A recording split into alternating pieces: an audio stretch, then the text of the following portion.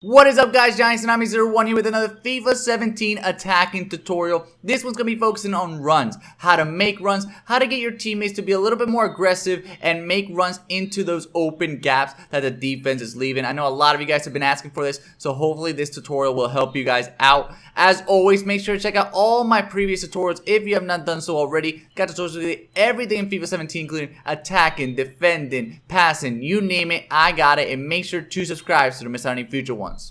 Now, there's a few things that you guys got to take notice of before trying to make runs. The first thing is that you can tell your teammates to make runs manually. That's done by pressing the LB or the L1 button. The problem is that no-touch dribbling, which was introduced in the previous FIFA, is also done by pressing the same button. So in order to make sure that he actually is telling your teammates to make a run rather than just doing no-touch dribbling, you want to press it a few times until you see your teammates actually making a run towards the goal and into the open spaces. You also have to realize that there's quite a few things that could affect if your team is actually going to make runs.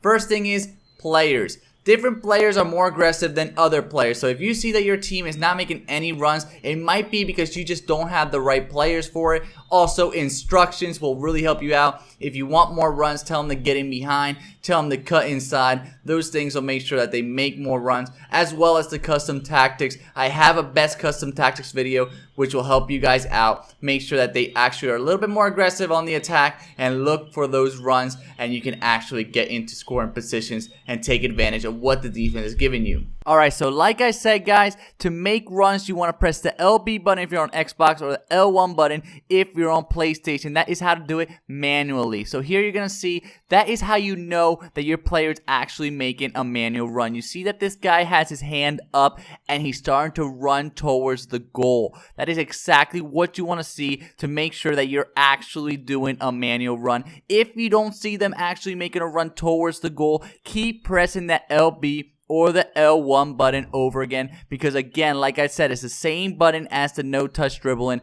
so it could cause you some problems, so you might need to do it a few times. And you're going to see that he's just going to keep going all the way towards the goal, and he's not going to stop until he's offsides.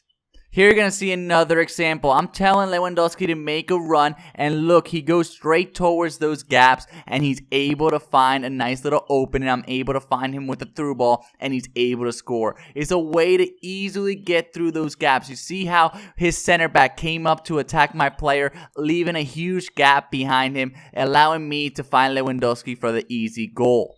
Here you will see another example. Once again, you see my player. He's making a nice little run, and then he gets the ball in there. I'm not really in an angle to score, so I decided to tell Higuain to make a run, and these were more natural runs. These are runs that happen without me pressing the LB or the L1 button, and those are the type of runs that player tactics, instructions, all that stuff affects.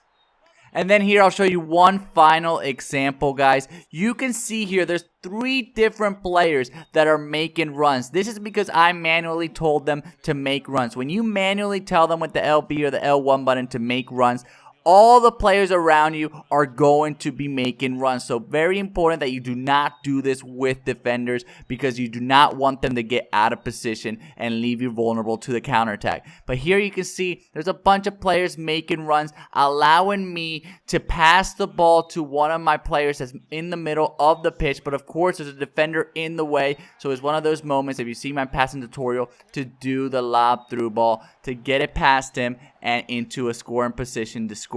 But that was all thanks to me telling them manually to make those runs. You saw all those players start rushing out. Very, very important, especially if you want to go on the counterattack. A great way to guarantee that your players will make runs is to do the 1-2 pass by pressing the LB and the A button at the same time, or the L1 and the X button if you're on PlayStation. So here you're going to see a situation. I passed the ball with Fabregas with the 1-2 pass, so with the LB and the A button or the L1 and the X button. He passes the ball, and then right away after that, he starts to make a run towards the goal. And here you can see it. He's making a run. He's got his hand out. That means he's going to keep going as far up the pitch as he possibly can before he goes off sides.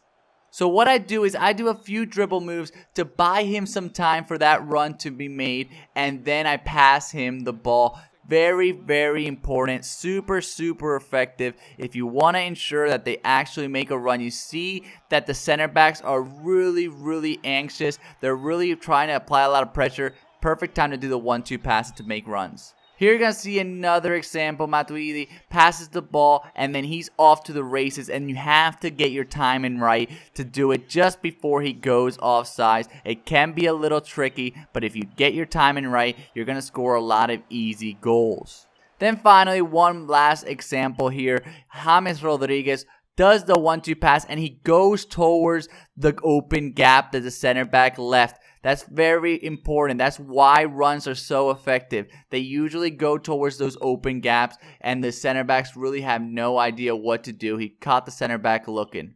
But there it is, guys. I hope you guys liked this tutorial. If you did, please leave a like, comment, and share with all your friends, guys. Runs are very, very important, especially against those defenders that like to apply a lot of pressure and like to attack you with their center backs and leave gaps behind them, because that's where the runs will take advantage of. Click on one of these boxes. Check out some of my other series, including the rest of my tutorials, my top 5 videos, my formation guides, and my ultimate team videos. And of course, click in the middle to subscribe so you don't miss out on any future tutorials or tip videos. Thank you guys so much.